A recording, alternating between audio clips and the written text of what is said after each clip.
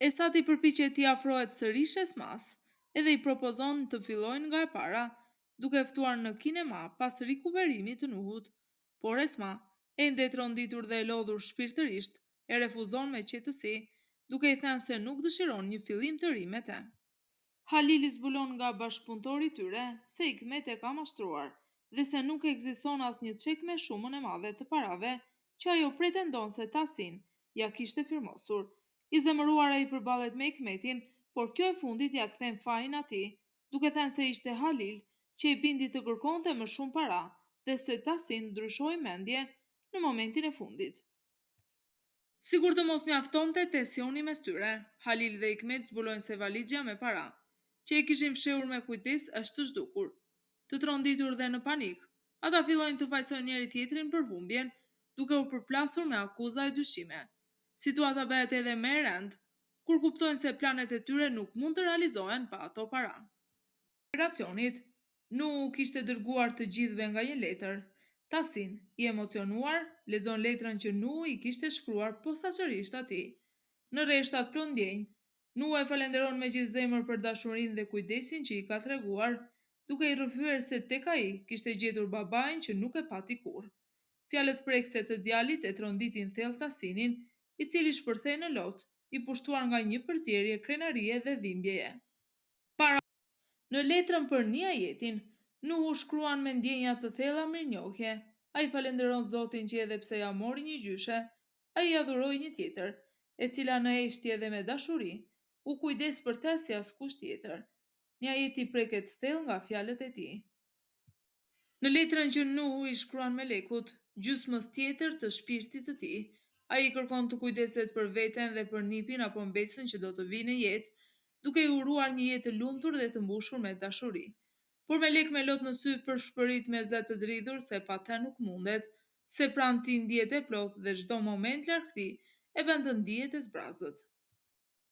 Në letrën për nenën e tij Sumrun, Nuhu i kërkon falje me gjithë zemër që nuk mundi të shijonte momentet pranë saj gjatë jetës, për shkak se e gjeti vonë. Ai e lut që të mos e fajsoj veten për gjërat që kanë ndodhur, duke i shpjeguar se askush nuk mban faj për rrjedhën e ngjarjeve dhe se dashuria e tij për të mbetet e pastër dhe e thellë, pavarësisht kohës dhe pengesave. Në letrën për dashurinë e tij të jetës, Sevilajin, Nuhu i shkruan se dashuria që ndjen për të do të ekzistojë edhe përtej vdekjes, edhe nëse operacionit nuk do t'i mbijetojë.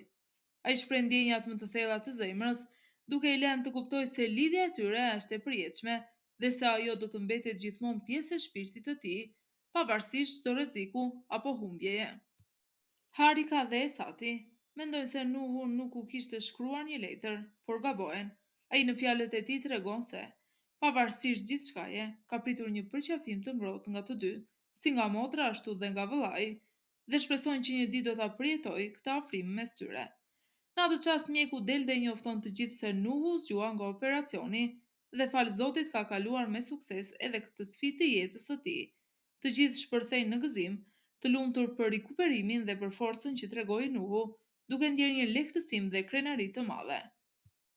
Me përpjekjet dhe guximin e Xhananit, ajo dhe Bejamin arrin të rimarrin valixhen me parat që Halil ua kishte marrë më parë. Këtë herë, për të shmangur çdo mashtrim të mundshëm, ata vendosin të depozitojnë shumën në bank, duke vendosur një kusht të qartë. Askush nga ata nuk mund të tërheqë lekët pa firmën e tjetrit. Kjo mas i jep siguri dhe kontroll mbi pasurinë, duke shmangur konfliktet dhe rreziqet që kishin përjetuar më parë.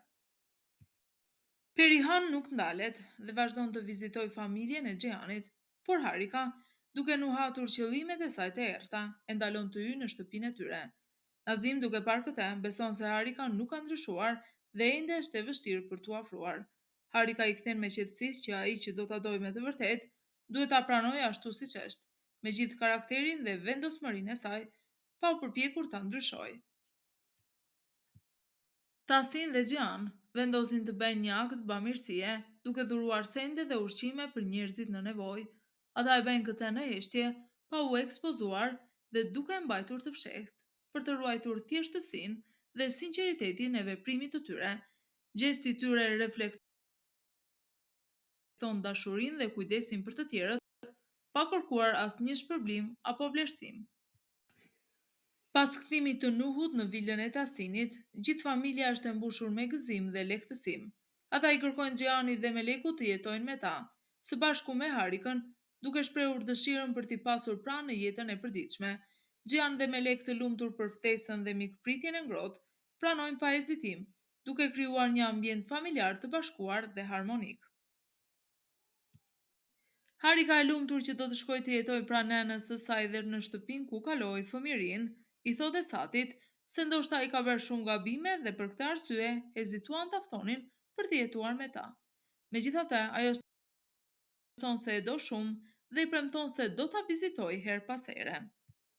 Nga ana tjetër, Benjamin dhe Xhanan shprehin pa kënaqësinë e tyre që nuk ju kërkua që të jetonin edhe ata së bashku, siç bërën me Gjianin dhe Melekun.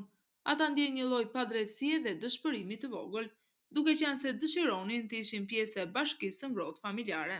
Ti rrëfena Lilit se ndihet e zgënjur dhe e lënduar nga Sevilaj, të cilën ajo e rriti me gjithë dashurinë dhe përkujtesjen e saj. Sot martohet dhe ajo asu nuk e ftoi në dasëm. Nena që i dha gjithçka.